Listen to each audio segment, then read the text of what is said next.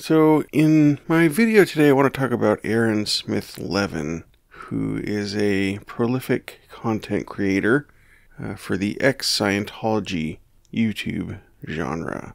I've wanted to talk about Aaron for a while now, and I actually have a few different drafts of articles that I was writing about Aaron over the last few months, but things have been happening so quickly that I've literally had to tear everything up and start over again a few times. And I just think that maybe a long form article is kind of like the wrong medium for that story. So maybe this is a better way to do it. So there's a lot of different stuff going on here. And that brings up a good point, is the angle of one of the things that I was going to write about Aaron was a critique of modern internet bullshit, asymmetry principle stuff, where it's just something takes on a life of its own, some whatever sort of form of misinformation or disinformation, and there's just so much different stuff popping up out there on social media, so many factoids get shared that it's impossible to spend the time that it takes to carefully research each one of them and knock them down. It's, in essence, the bullshit asymmetry principle is that it's a lot easier to make up bullshit than it is to carefully disprove it. So anyway, that's kind of what was going on for a while with me and thinking about writing about Aaron Smith-Levin, because my perspective on this as somebody that's not a Scientologist, never has been, but has been a careful observer of that world and of cults in general, is that Aaron has become a very deleterious influence on the ex-Scientology community and on the people who are involved in activism against the Church of Scientology, trying to reform it or trying to confront its abuses. Aaron has become a huge liability, even though, he is one of the biggest ex-Scientology activists out there. He's almost sort of acting as like a double agent. He's performing the function of an agent provocateur in a lot of ways by dividing the ex-Scientology community, and it's something that I've seen happen a few different times in ex-cult member groups. So there's just a few different little tidbits I wanted to talk about on this, things to run down, just give you my quick hit perspectives on, rather than trying to launch into a whole thing. So as I mentioned, I only started wanting to get into my own personal history to sort of explain chronologically how this story makes sense to me. So anyway, I was a fan of Aaron Smith-Levin's, and I would watch some of his live stream stuff during the recent trials of Danny Masterson, the actor who was convicted of rape for raping Scientologist women in the early 2000s. The trial of Danny Masterson was a huge event in the world of Scientology watchers, and there's a bunch of different Scientology content people reporting on that trial, but most of the actual press access, most of the actual work on somebody actually at the courthouse every day and recording what was happening was done by Tony Ortega, who's a very venerable Scientology watching reporter who's been reporting on it for many years. So that's how most of the information was being relayed, what was happening at the trials to people who were watching on Twitter. So at the end of that first trial, it was, as I mentioned, it was a mistrial. The jurors couldn't come to a unanimous verdict. At the end of that trial, the whole ex-Scientology world broke out into a series of recriminations. Things got kind of ugly, and people started pointing fingers and getting angry about what happened. I mean, there's a lot of frustration because these charges had been out there for over 20 years. Some of these, around 20 years, some of these women had been waiting for justice, and there's a very long procedural history to where LAPD seemed like they were sandbagging these women and not actively pursuing this case.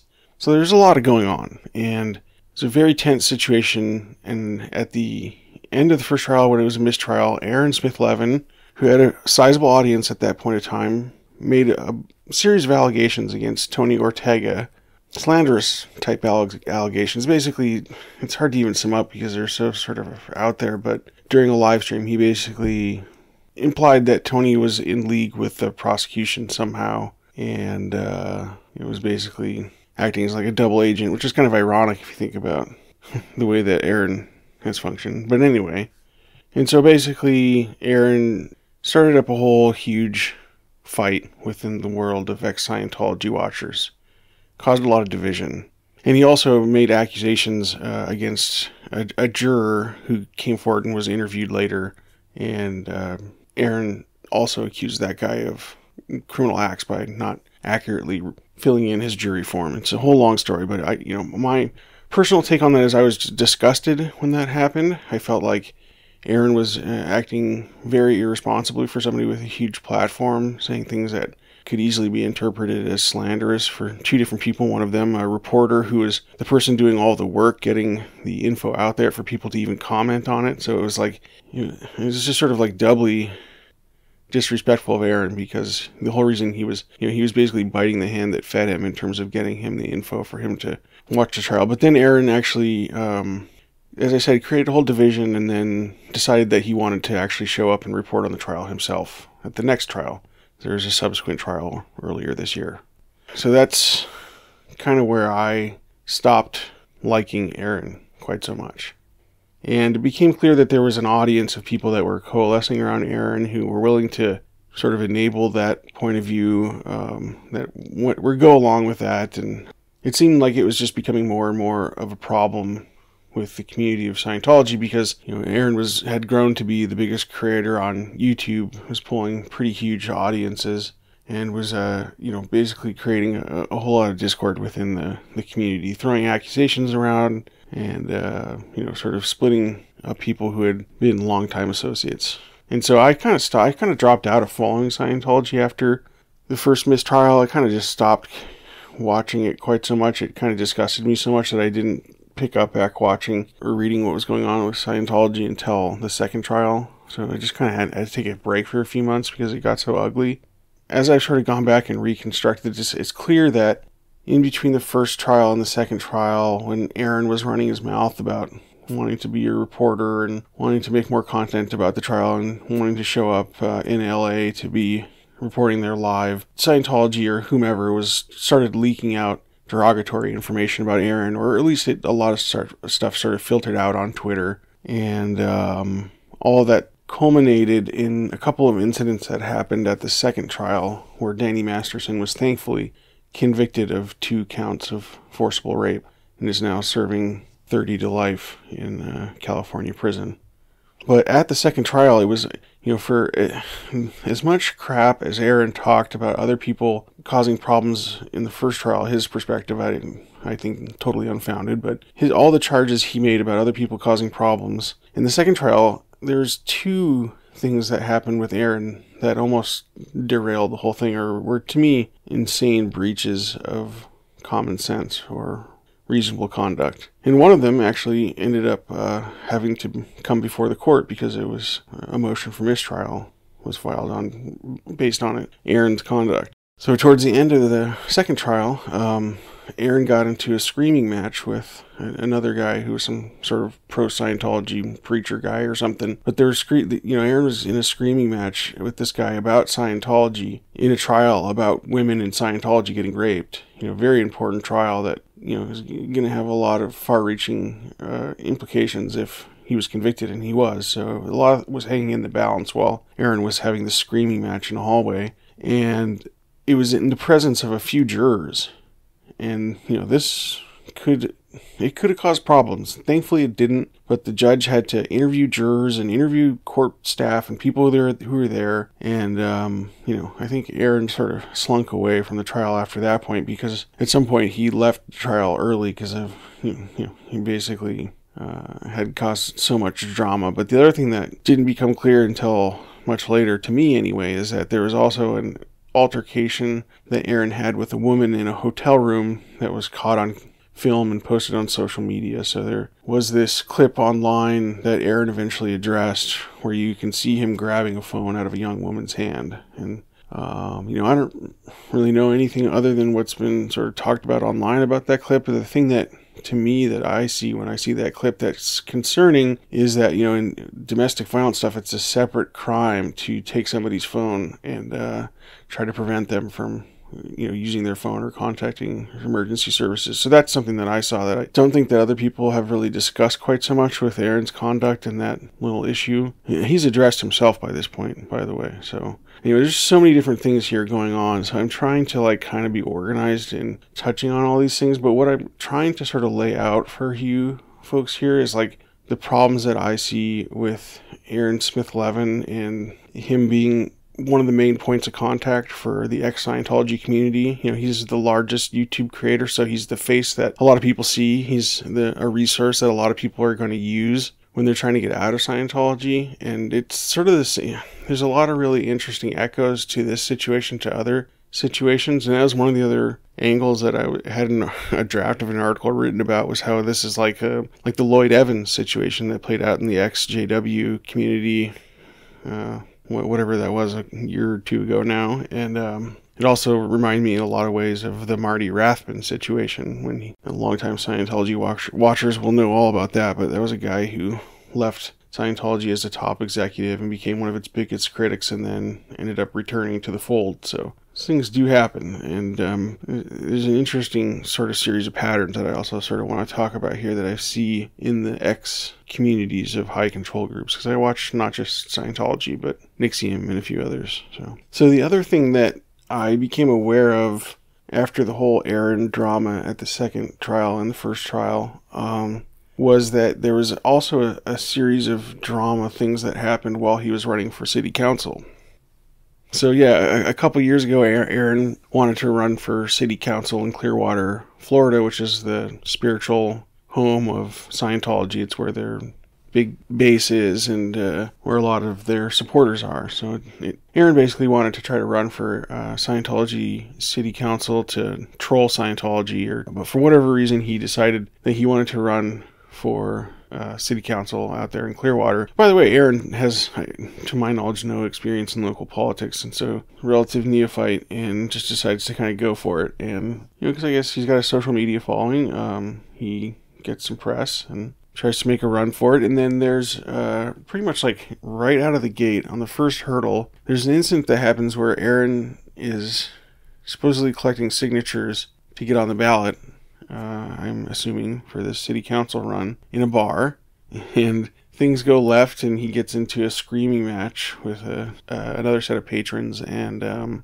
eventually the cops come, and they basically try to, even though he's the one that calls the cops, they basically tell them that he's been acting like such an asshole that there's no way that they're going to arrest the other party for, I think the other guy decked him because Aaron was behaving like such a drunken buffoon. Anyway, there's a bunch of body cam footage and all that sort of stuff out there, and eventually the local news ran an article about that, and it just looked terrible for Aaron. And it turned out that there was even like a follow-up story about like another very similar episode that happened where Aaron was at like a local bar, and he was yelling at a table of women, and they weren't reciprocating his attention, and so he had a meltdown and started screaming all sorts of incredibly vile things at them. And then the bartender told him to leave, and he wouldn't, and then the cops had to come and tell him that he was trespassed. So that's pretty outrageous conduct, and that happened apparently twice. And the other thing that I thought that was noteworthy was that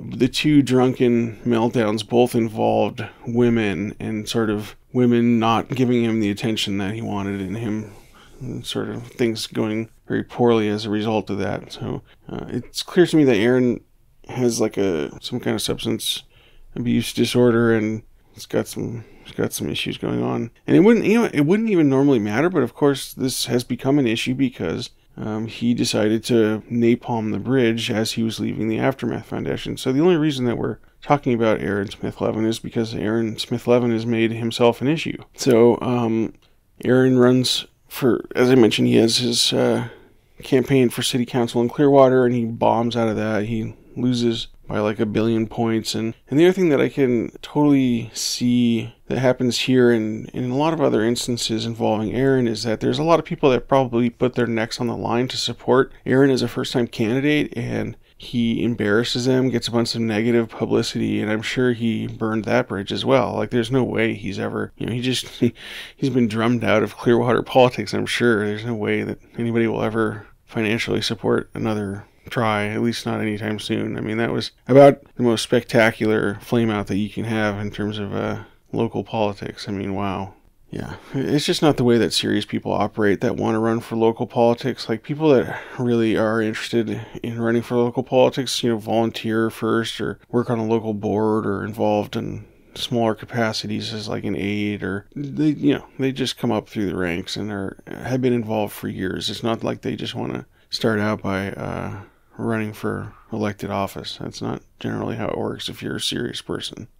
So then, I guess it's funny, like I haven't even really discussed the whole aftermath thing yet, but after the 2 trials, there's Masterson gets convicted. It's a huge win for people who are involved in the ex-Scientology activist community. And, I think things were on a real positive note there, making some real progress. And then right as sort of, it seems like things are coalescing for a big push to something good happening, like tax-exempt status being challenged for Scientology, it's like the brakes get slammed on, and there's this huge controversy with Aaron getting asked to leave the Aftermath Foundation by the other board members, and Aaron agreeing to step down, but then taking back that and making a whole huge deal out of it. And it's because he doesn't, he's said that he doesn't want to look bad. And now, he's had this whole back and forth with the other people at the Aftermath. And, but yeah, it's like, I don't even really want to talk too much about the whole Aftermath situation because it's such a huge distraction to discussing what I think is the central issue, which is Aaron Smith-Levin's conduct. Because whenever you get into the Aftermath stuff, there becomes this whole sort of Mott and Bailey set of sub-arguments that people want to get into about how other Aftermath board members are performing their duties, or if bylaws are being followed, or if basically just people want to get into the weeds about what's been going on at the Aftermath Foundation. And I'm not even interested in arguing about that. It's not. The bigger issue to me is how this affects the entire Scientology community, and how it seemed like there was some real positive, good momentum to get something big done, like getting tax-exempt status reviewed, or, encouraging some other bigger, larger federal investigation, perhaps a grand jury looking into Scientology's covering up and obstructing justice in cases like the Danny Masterson case. But that is now apparently off the table because we have to talk about Aaron Smith-Levin. So I don't want to get involved in like a whole series of sub-arguments about it because it's not germane. It's not the issue here, Donnie. You're out of line. And then, I was writing all of this stuff about Aaron Smith-Levin like months ago before, he had like a couple of meltdown streams where he was just like crying and confessing and then saying he wasn't going to say anything else, but then doing another whole couple hour long stream. And at that point I kind of threw up my hands and was like, I can't, I'm not going to write like a whole thing about this because it's just such a volatile situation. And I just didn't want to, there's just so much going on that it was really tough to try to handle without it spiraling into some 10,000 word saga, But anyway, so now, there's just one thing after another. It's like a car crash reality show these days. There's like the street fights going on where he's getting arrested for fighting homeless people apparently now. And I know there's like a whole sort of like cottage industry or subgenre of YouTube stuff where you're confronting people on the street, or Scientology direct activism or something. But to me, that's not serious activism. It's attention seeking and sort of like IRL reality streaming. To me, that's kind of what it is. And it reminds me a lot of like the sort of Lloyd Evans personality based cult within a cult, second order cult that derails the X communities. So it was a repeated pattern. Doing some research for my Aaron Smith-Levin thing into his background, because his background has always been like really sort of fishy and interesting to me.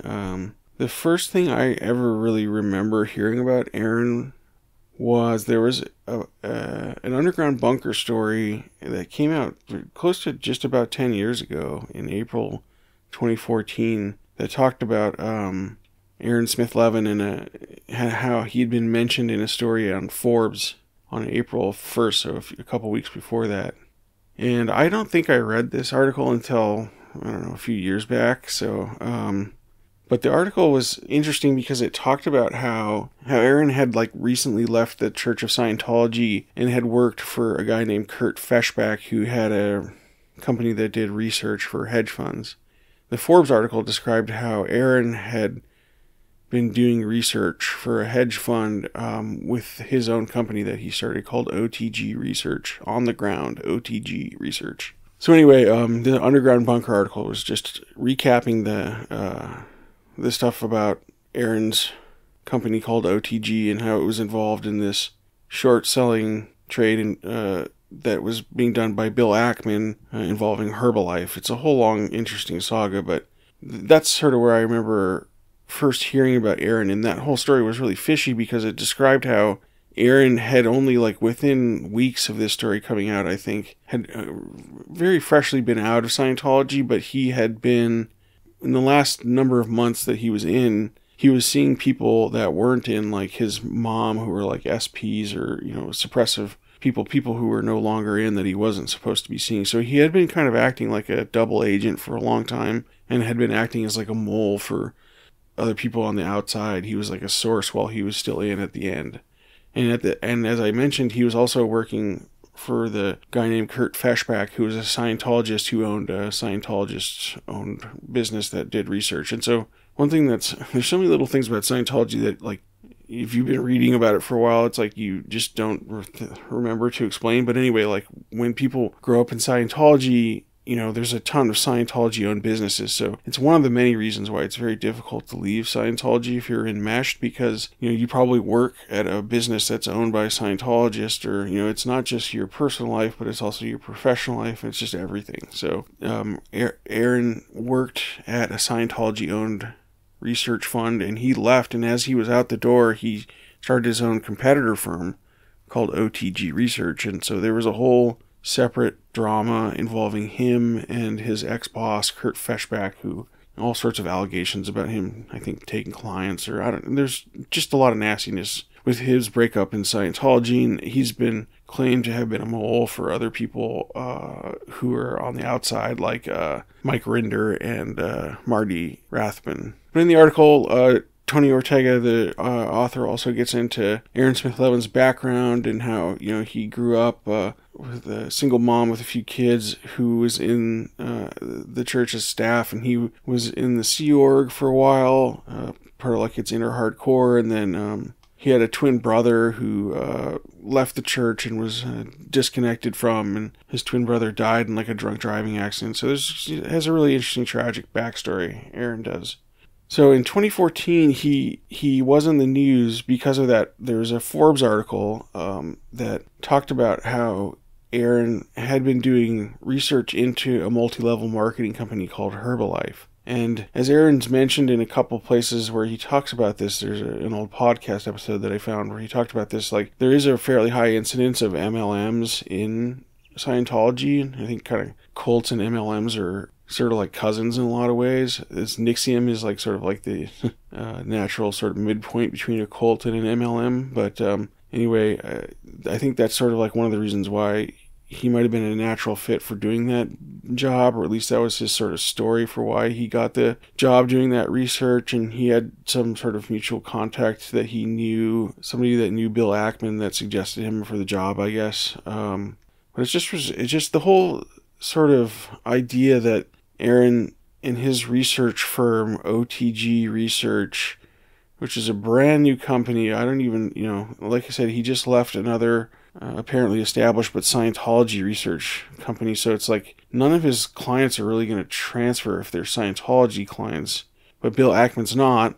So I don't know, the whole story is really fishy about how he started this hedge fund research business as a Scientologist with like no education or background. But apparently he did, and apparently he was involved in doing research in China into an MLM called Herbalife. And in essence, his research supposedly showed that Herbalife, the company, was doing stuff that was really shady to be able to do the MLM business model in China, because it's supposed, I guess it's illegal in China for that business model, and it's kind of funny because it should be illegal here. But anyway, it's all sorts of interesting stuff in those articles about Aaron and his background. There's a lot of little things that like set off my radar. I was like, this is really weird. So I did a little digging into like trying to look at his background, the background of his company, especially OTG Research, because it was prominently featured in this story about the Herbalife sale. And this is actually a pretty famous trade. It happened just over 10 years ago, and Bill Ackman was the guy who was short selling Herbalife, the MLM company, and he was basically doing all this research into why he thought Herbalife was a scam and that the company was worthless. And so he was trying to short sell it by doing basically opposition research. And some of that was done by by Aaron Smith-Levin's firm, apparently. And there's this famous CNBC call where Bill Ackman is on the line, and they get the guy that's on the other side of the trade that's trying to like prop up Herbalife, named Carl Icahn, and they have like basically like a tete-a-tete on air where they go at it about which one of them is right about the company and its valuation. You know, very wildly interesting stuff. You know, wow. But anyway, it's a famous trade too because Bill Ackman, who is a very well-known trader and has been in the news lately, lost $1 billion on that trade.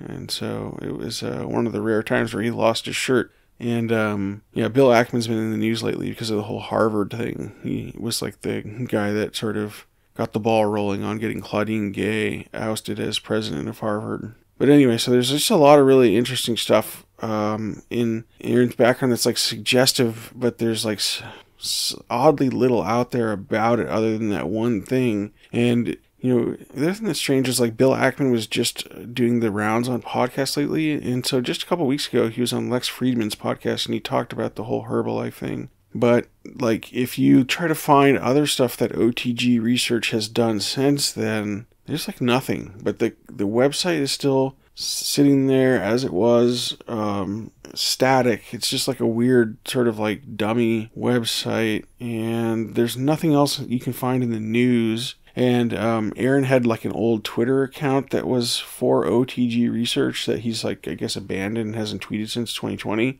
But if you look in the tweets of that, there's a bunch of really interesting, weird stuff about the company where he was like basically like getting into fights with people on Twitter. Weird.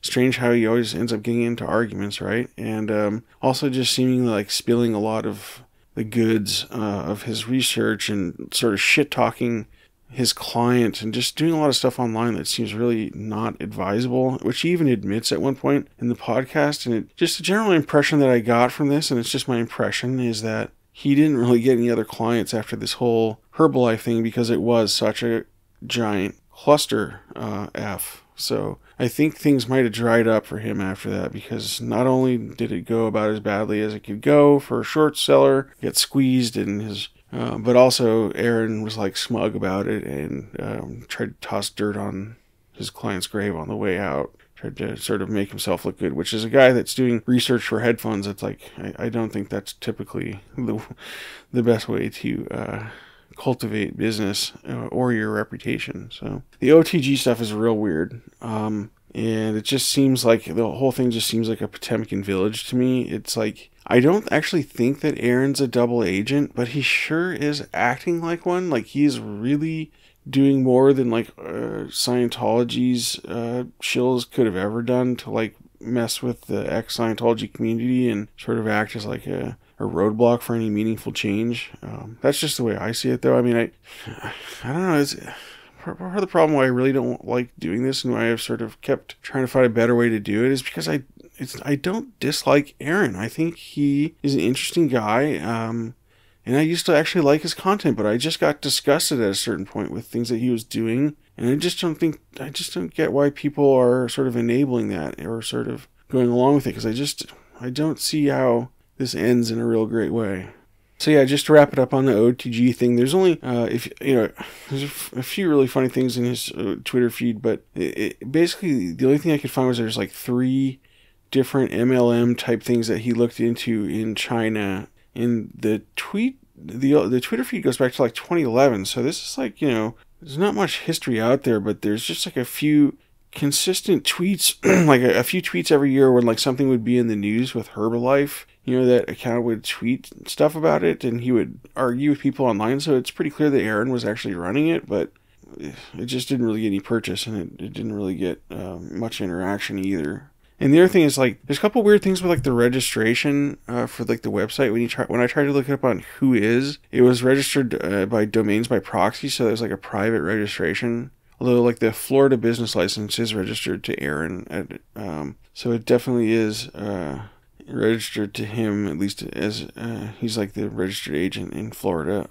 But the website Whois is like, I couldn't find the actual owner without really doing some super digging, but there's some weird statuses attached to it that like make it so that it's like flagged to not delete and stuff. And apparently some of those statuses are like uncommon. So there's something weird, just fishy about like the way that I looked up the website on the Wayback Machine, and it just hasn't changed. It's been that same little sort of stub dummy information catcher filter website for like the whole time. It's just been sitting there inert. So it's just real weird, because that's his whole sort of backstory, is that he's this hedge fund research guy, but I don't really see much evidence that he's been out there doing that. And in fact, there's evidence to the contrary, so it's just real weird. It seems like he had a few clients with that gig many years ago, and then since then it's been pretty much just like doing Scientology activism has been his job, which is kind of odd. It's just a pattern of Aaron burning bridges and having conflicts everywhere he goes. On his old Twitter account, he's getting into fights. When he was in Scientology, he was a high conflict guy.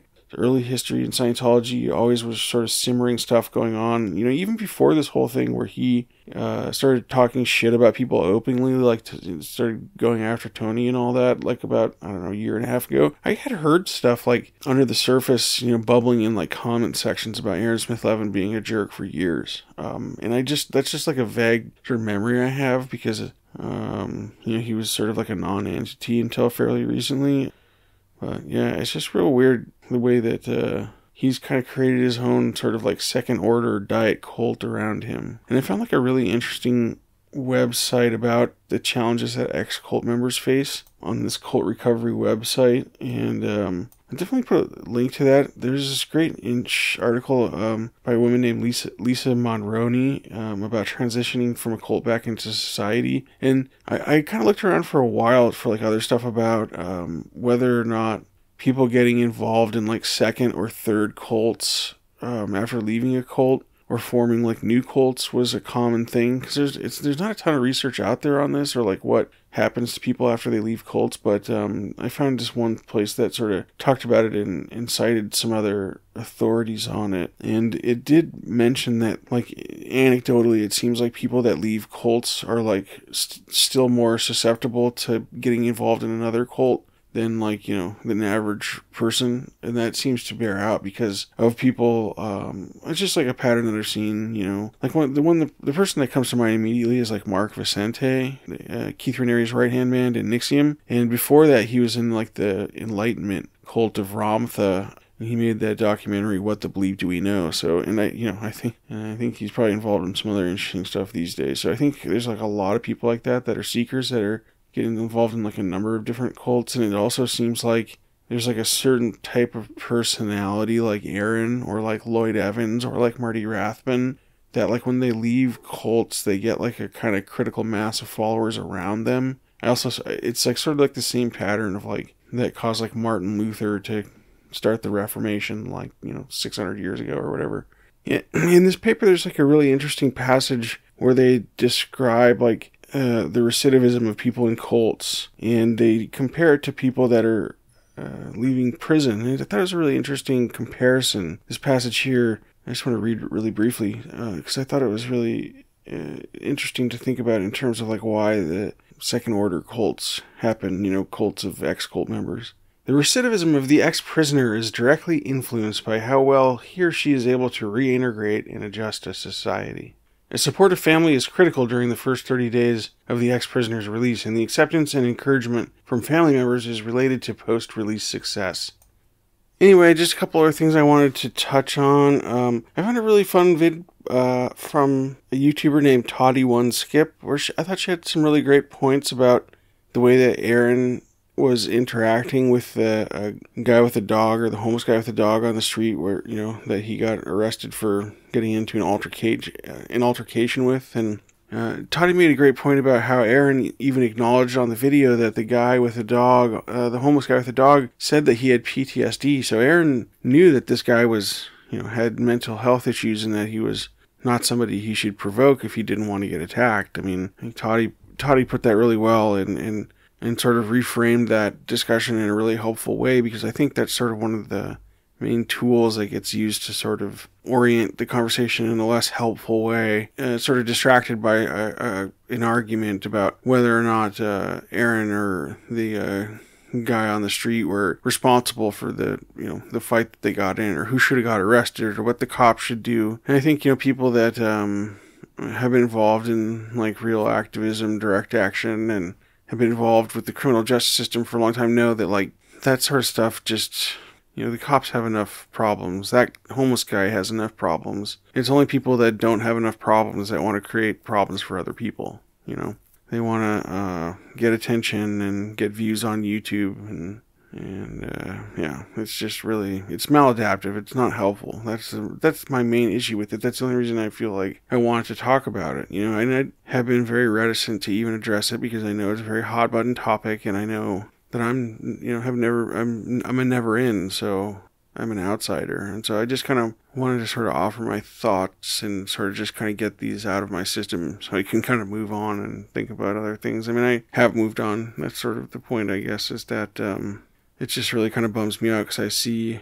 a lot of progress being wasted. The whole fight for justice in the Danny Masterson cases was an incredible lift for the women and the police and everybody, the prosecutor's office that was involved in making that happen. And so to sort of waste that rare opportunity and this momentum to instead get in a series of recriminations inside the community, I think is just a really, first of all, it's just awful timing. It couldn't happen at a worse time. And it's also just really, certain aspects of it that just seem really suspect and weird, and I just don't like it. And I wish I just like to point it out and maybe sort of lay out my thinking on this so that in a hopefully calm and rational way so other people can look at it and say, I didn't know that, or I didn't consider that. And I don't know. I don't want to be too angry or confrontational or anything like that because I think it's an important topic, but also one that it's easy to get lost in the details, as I've shown here many times tonight. Okay, and so just we'll pick up a couple things about Twitter.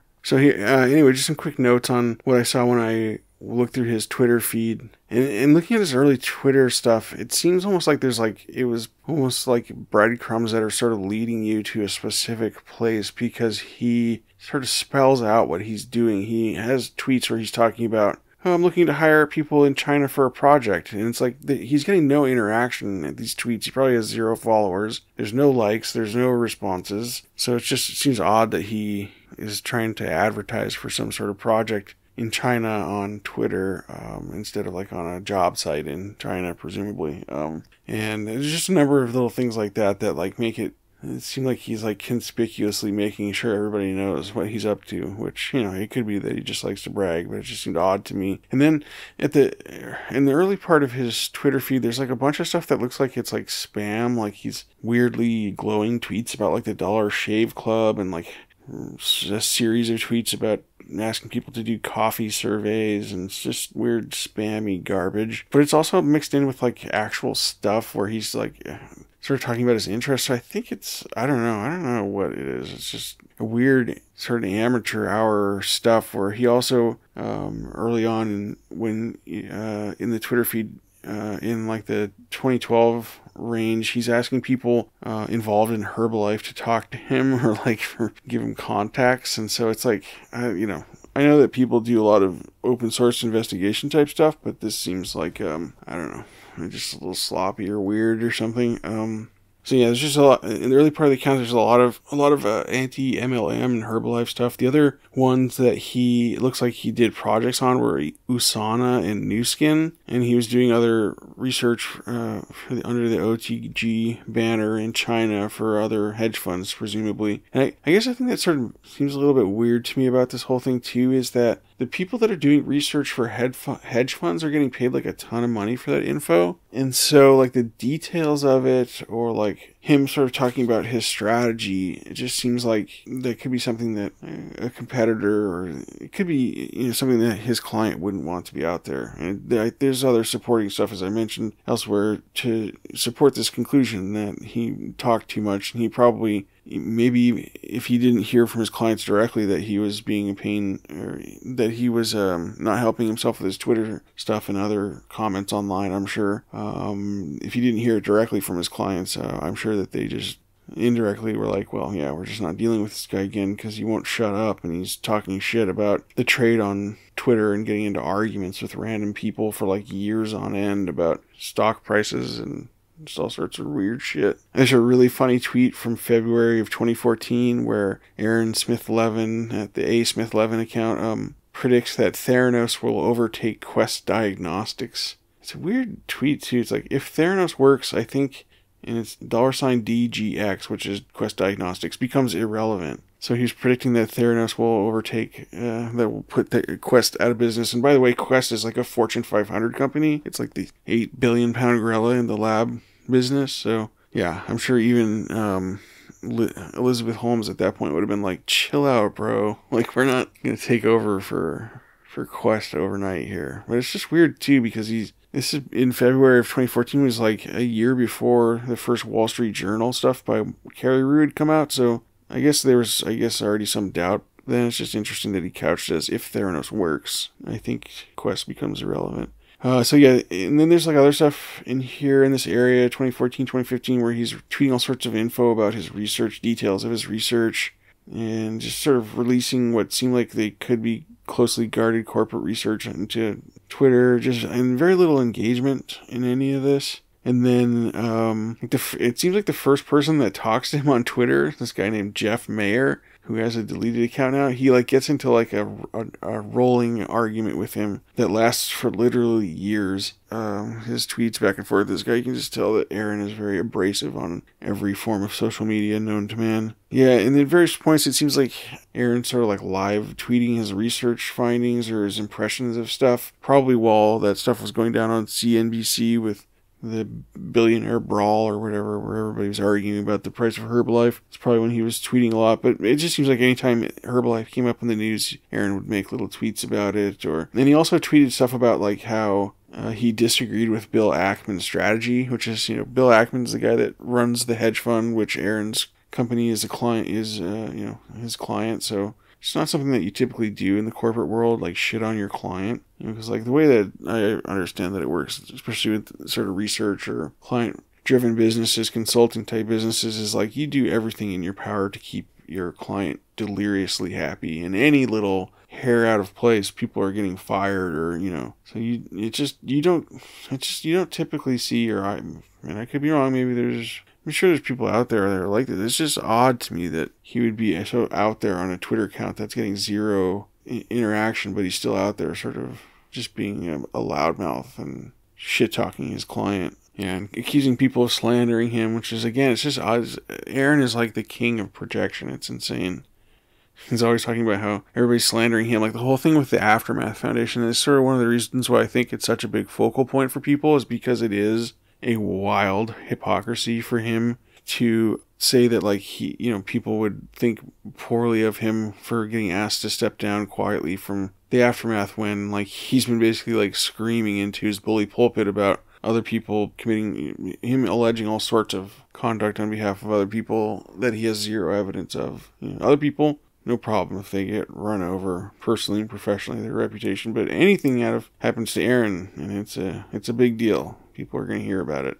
And another weird thing that, like, a pattern that you see is, like, Aaron always sort of falls back on, if something, like, bad happens here, like the thing with, like, the girl in that hotel room, where that footage was leaked of him getting into some kind of physical altercation with her. Like, he blamed that on Scientology. He said that was the Office of Special Affairs setting him up. That was a honeypot, is what he called it, which is like a spy term. First of all, I don't think, that big of a deal. And second of all, it's not always Scientology that's doing stuff. And it's a pattern that you see, like, Aaron blames a ton of stuff on Scientology, and I get it, like, especially being a second-gen Scientology. That's why I have a lot of sympathy for him, as I know how strange that must have been. I don't know, but I can only imagine. But, you just see evidence of it on this Twitter feed, even, where he is floating all these, like, weird conspiracy theories that in March 2015, that Kurt Feshbach and Scientology are stealing 100 pages of his China research notes and sending it to a U.S. prosecutor so he can be probed. I mean, it's like making these, like, wild allegations about, I don't know, to maybe cover his tracks for something that happened bad with research, some of it getting leaked. I don't know. It's just really weird just seeing these tweets out there where you're trying to sort of reconstruct in your head, like, what exactly is he trying to say here? He's trying to say that, like, well, he says it right here. Somebody stole 100 pages of my Herbalife China research notes and sent to U.S. prosecutors so they could orchestrate a headline. I was being probed, which is, it's just weird. And people are like asking him what he means in the comments. There's a couple people that commented on it, and it doesn't seem like he responded. So it's like he's like vague booking about some weird stuff and blaming everything on Scientology, which is kind of his MO. And then, years, and as I was going through his timeline, I'll find, like tweets from like a couple years later where he's still fighting with this Jeff guy with this thing that started back in like 2014. It'll be like 2015, 2016. He's still going back and forth with this guy. It's insane. Like, the whole thing is so childish of him blaming Scientology for everything. It reminds me of, this is another deep cut for you folks. I like to give my deep cut internet analogies here, but it reminds me of an old bit on the Howard Stern show where Beetlejuice, Hall of Fame whackpacker, would blame another little person named Dominic for shitting in his pants. Beetlejuice would say that Dominic shit in Beetlejuice's pants instead of Beetlejuice. So it's very convenient to be able to blame somebody for when you shit all over yourself, right? That's just sort of what it reminds me of, because Aaron's always conveniently got in his back pocket. And it wasn't me that was getting drunk and screaming at women in a bar. It was actually David Miscavige that was doing it. It may have looked like me. Sorry, you got that impression, officers, but it was actually a very short man named David Miscavige that was getting drunk while he was getting his signatures for running for city council here in Clearwater. I want to clear that up. It wasn't me screaming misogynistic slurs at a young woman that rejected my advances. That was actually Scientology that was doing it. Anyway, I try not to get too acerbic and sarcastic, because it's easy to alienate people by talking shit, which is basically the whole Aaron Smith-Levin story. But yeah, at some point I should put out like a director's cut of like all the material that I put together, because there's just so much stuff. I had a whole thing where I was going to start with like a thing about how the Atheism Plus community fell apart, the whole Dear Muslima thing with Richard Dawkins and the woman in the elevator, and just controversy about sexual harassment that broke up the Atheism Plus community. It's weird little like new religious movements have all these interesting sort of like fracture groups, and it just seems like people that are second generation cult members are just so susceptible to that. That's how their whole environment has been mapped. Their whole life is in a cult context, so it just makes sense that those sort of roles are baked into who they are in a lot of ways, and into how they see the world. And so it just makes sense that they end up sort of recreating what they grew up with on the outside. And so you have cults within the ex-Scientology cult community. It's like a medium control group, a diet cult, if you will. I don't know. We need to workshop the idea for what we're going to call the second order cult. But yeah, here's my complaint video about Aaron Smith-Levin. Trying to make my thoughts, put my thoughts out there in good faith, and really not trying to just complain for no reason, but trying to complain for a good reason. But I do enjoy complaining, so hopefully you enjoy listening to me complain, and I'll catch you on the next one.